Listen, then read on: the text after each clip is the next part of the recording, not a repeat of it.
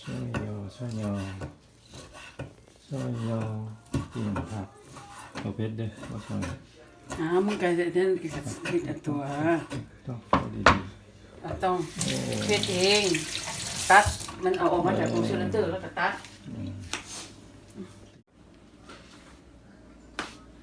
หอมเป็นเตรียมพักเป็นเตรียมไปกินกับลาบเดี๋ยวเขาจะได้ออกไปสวนไปหาเก็บผักกาดหินมากินกับลาบเนาะแอนโอ้ยผักกาดหินว่าสันผักกาดหินว่าสันหมดแล้วแกหมดแล้วได้เท่าใดก็เอาสำนั้นแล้วเนาะอุ้ยนอนงามเลยดีนอนงามเลยได้สำไรเขาก็เอาสำนาน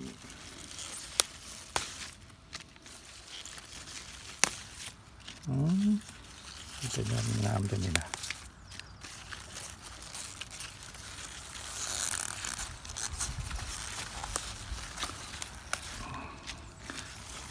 บุกเก็บเอาบุกเก็บมันอีกทิศ2 ทิศนี่ก็เป็นดอกแบบกินบ่ได้ละ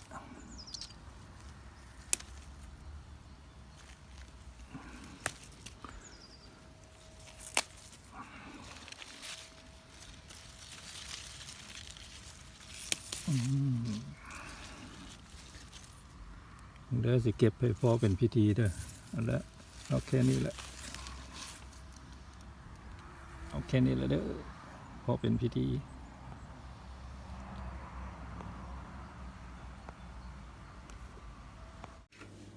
รู้เป็นดำมอนหมอใหญ่ก็นั่งกับบ่ได้เนาะคนแล้วกับคนใช่พี่คิงเอ้ยต้อง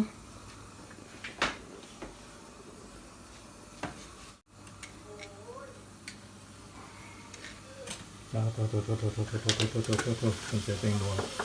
โอ้ละละละ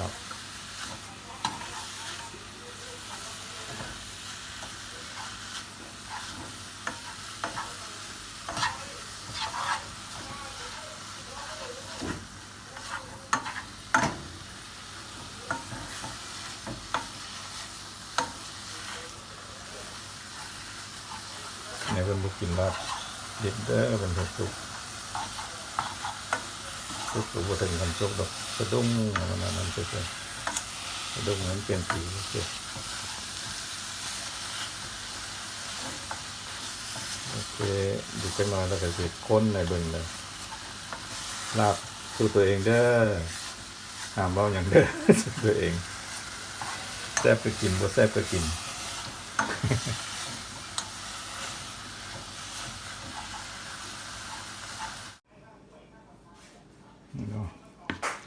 จากเอาคนเรียบร้อยแล้วพอสีมันเปลี่ยนพอจะเปลี่ยนเอากะ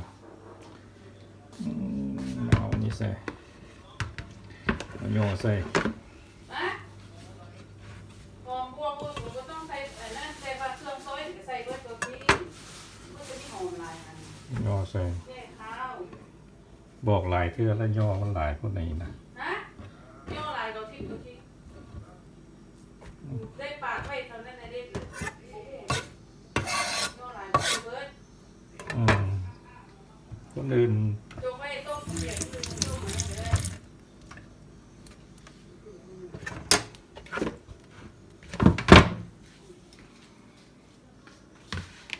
ย่อแล้วเอากับคนมันเข้ากันพักจักหน่อยเนาะถ้ามันเย็นหน่อยหนึ่งแล้วจึงปรุงนี่เด้อคนลาว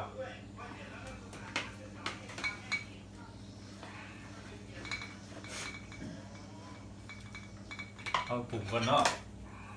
ใส่ปลาแหลกปลาล่า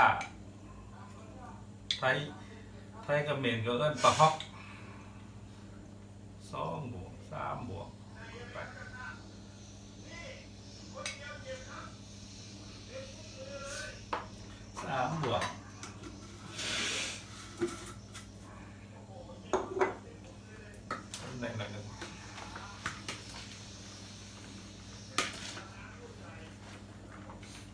ส่นั้นละเด้อใส่แป้งนวลละเด้อ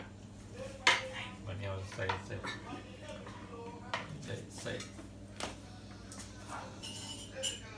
่หอมหน่อยหนึงพอประมาณใส่หอมหลายโอ้บัวมันใส่หลายมีมิกซ่ามีโอ้แล้วเอาไปมาคนมา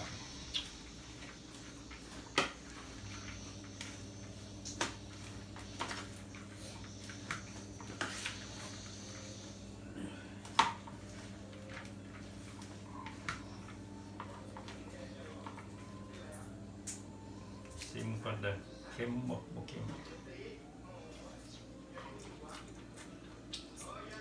มะนาวใส่แล้วบ่มันส้มแล้วดิใส่ละ เนาะ มันใส่มันจะส้มเลย อ้าว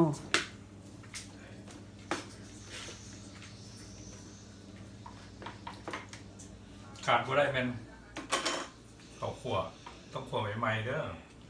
จึงสิหอม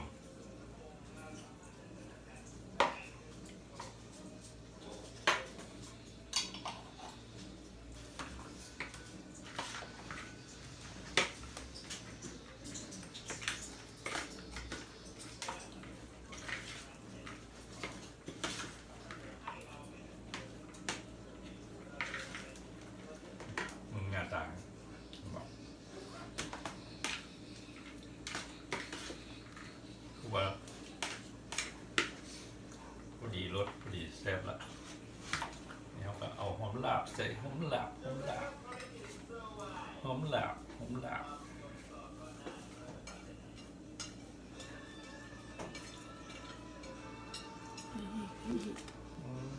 ่อีกเอาไปบัวจังมันลงหอมลายเอาหัวมันไหมเอาหัวมันใส่ไหมอุ้ยก็ซะเอาแม่ไป แล้วแบบนี้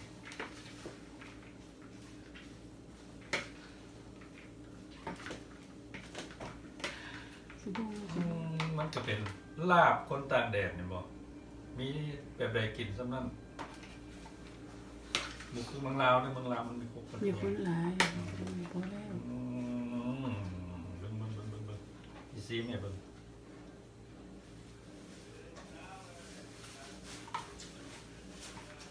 สุดยอดโอเคบ๊ายบาย